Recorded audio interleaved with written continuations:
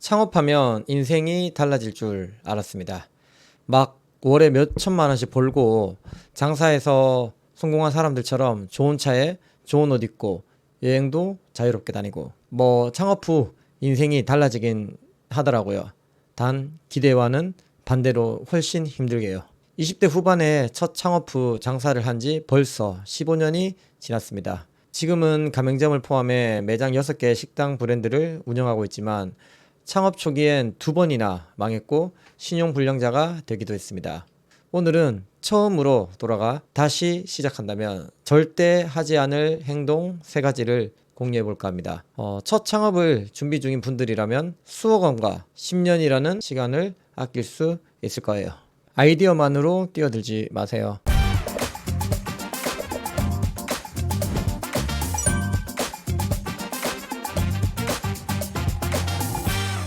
많은 분들이 번뜩이는 아이디어나 아이템 하나만 보고 창업하는 경우가 많습니다. 아이디어나 아이템이 나쁜 건 아닙니다.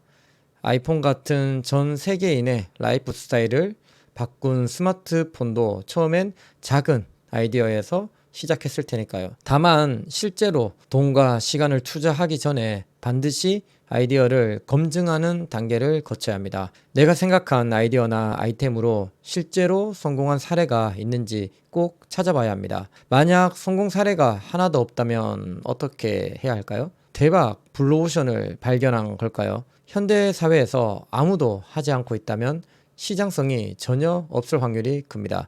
사실 특별한 아이디어나 아이템보다 더 중요한 것은 체계적인 운영 시스템을 제대로 갖추는 거예요. 맥도날드나 스타벅스가 맛없다고 그렇게 욕을 먹지만 여전히 카테고리 1등 브랜드인 이유가 바로 그 증거입니다. 이들 브랜드보다 더 맛있는 햄버거, 더 맛있는 커피를 파는 매장은 많지만 더 체계적인, 더 뛰어난 운영 시스템을 갖춘 매장은 없습니다. 테이블 간격, 주문 동선, 주방 기물 배치 하나까지 고객 만족과 운영 효율성을 좌우합니다. 고객이 만족해야 매출이 오르고 그리고 업무 효율성이 높아져야 비용이 절감됩니다. 매출과 비용의 2마리 토끼를 모두 잡아야 이익을 남길 수 있습니다. 아이템은 장사에서 단 하나의 요소에 불과합니다. 장사를 하는 이유가 자아 실현이 아니라 생활비를 벌고 가족의 생계를 책임져야 하는 이유라면 작은 요소 하나하나 꼼꼼하게 준비해서 창업해야 합니다. 아이디어나 아이템보다 운영 시스템과 성공 구조를 명확하게 잡은 후 시작하세요. 준비 없이 충동적으로 창업하면 망할 확률이 99%입니다. 그 다음은 고객을 먼저 확보하고 시작하셔야 합니다. 매장만 열면 손님이 알아서 오겠지라고 생각하시나요? 안타깝게도 그런 시대는 이미 끝났습니다. 장사를 하기 전에 고객을 확보해야 합니다. 아무리 맛있는 음식을 팔아도 그 음식을 먹어줄 사람이 없다면 소용없습니다. 반대로 음식 맛이 그저 그래도 먹어줄 사람이 많다면 생각보다 잘 팔립니다. 유명한 관광지에 가면 먹을거리를 파는 푸드트럭이 많습니다. 뻔한 메뉴와 뻔한 맛이고 심지어 가격도 비싸지만 사람들이 줄 서서 먹는 경우가 많습니다. 바로 수요와 공급의 법칙 때문이죠. 이는 극단적인 얘긴 하지만 그만큼 수요가 중요하다는 말입니다. 어쩌면 품질보다 이게 더 중요할 수도 있습니다. 맛있으면 어디든 찾아온다는 건 옛말입니다. 왜냐하면 맛이 이미 상향 평준화되었기 때문입니다. 요즘은 맛있는 식당, 예쁜 카페가 넘쳐납니다. 불편함을 감수하면서까지 멀리 찾아가서 1시간씩 줄 서서 먹는 가게도 있긴 하지만 그런 가게는 전국에서도 몇 개 안 됩니다. 1%도 안 되는 확률에 몇 억을 태울 순 없죠. 그래서 많이 팔려고 노력하지 말고 내 음식을 먹어줄 고객이 많은 곳에 창업해야 합니다. 그래서 많은 전문가들이 상권 분석, 입지 분석이 중요하다고 말하는 거예요. 어디서 창업하느냐, 즉 시작하면서부터 성공 여부가 반 이상은 결정되는 겁니다. 자, 위치가 50%의 매출을 차지한다고 하면 나머지 50%는 마케팅으로 땡겨오는 고객입니다. 그래서 온라인으로도 고객을 확보해야 합니다. 네이버에서 강남역 맛집 1위를 할 수 있다면 다른 그 어떤 마케팅도 필요 없습니다. 사장님은 매장 QSC만 신경 쓰면 됩니다. 문제는 강남역 맛집 1위를 할 수 없다는 거죠. 그래서 초보 사장님들이라면 네이버는 블로그, SNS는 인스타그램, 스레드 등을 활용하는 게 비용과 노출 면에서 훨씬 좋습니다. 블로그는 체험단 꼭 진행하시고요.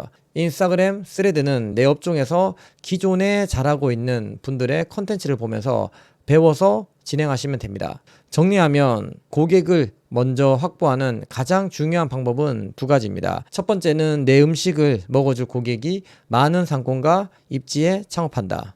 그리고 두 번째는 네이버 블로그, SNS를 통해 온라인으로도 신규 고객을 확보한다. 창업 준비 과정에서 가장 중요한 결정이 뭘까요? 대부분 메뉴나 인테리어, 상권 등을 먼저 떠올리실 거예요. 하지만 실제로 매출과 운영 효율을 좌우하는 건 시스템, 동선, 설비입니다. 저도 초창기에 이 부분을 대충 결정했다가 정말 고생했습니다. 주방 공사만 2번이나 새로 했으니까요.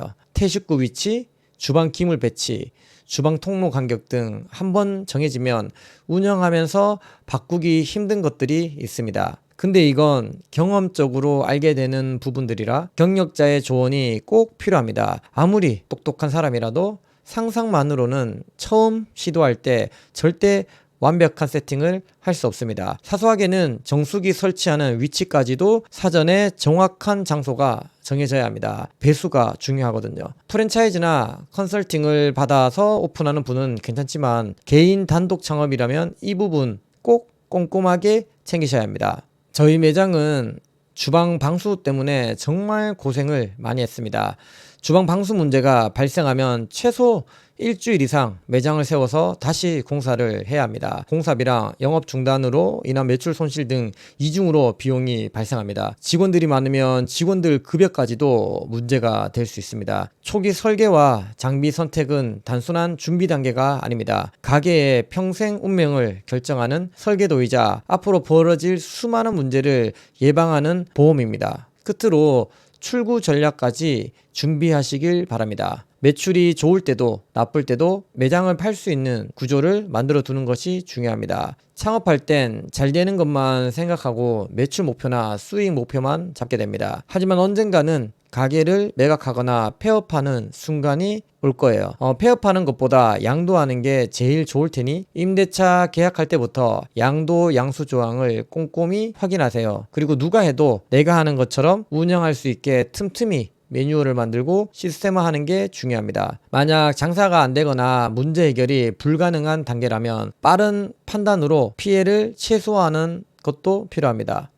초보 창업자라면 90% 이상은 반드시 겪게 될 일이 있습니다. 계속 가야 되나 아니면 방향을 틀어야 하나 결정하게 되는 순간이 오게 되죠. 저도 장사를 하며 힘든 순간들이 많이 있었고 새벽에 혼자 내가 왜 이 길을 선택했을까 자책하던 때가 많았습니다. 차라리 직장 생활이나 할 걸 그랬으면 매출 걱정 안 하고 살 텐데 이런 순간일수록 냉정하게 판단해야 합니다. 내 결정이 불안으로 인한 일시적인 충동인지 말이죠. 직장인이든 자영업이든 어느 쪽이든 고충은 존재하잖아요. 전 계속 장사를 하기로 했고 그렇게 결정한 지 벌써 15년이 지났습니다. 이 정도 해보니 장사도 나름 성공 방정식이라는 게 있고 그 방정식대로 잘 운영하면 실패할 확률이 확실히 줄어들더라고요. 전 남이 만든 시스템에 구속되는 걸 싫어하는 스타일이고 좀 더 능동적으로 선택하는 걸 좋아하는 편이라 내 장사를 하는 게 적성에도 맞더라고요. 물론 지금도 힘들 때마다 흔들리긴 하지만요. 네, 오늘 준비한 영상은 여기까지입니다. 궁금한 점이나 다른 의견이 있으시면 댓글로 남겨주시고요. 구독과 좋아요를 눌러주시면 창업과 장사에 필요한 경험들을 함께 나눌 수 있습니다. 시청해주셔서 감사합니다. 오늘도 모두 파이팅입니다.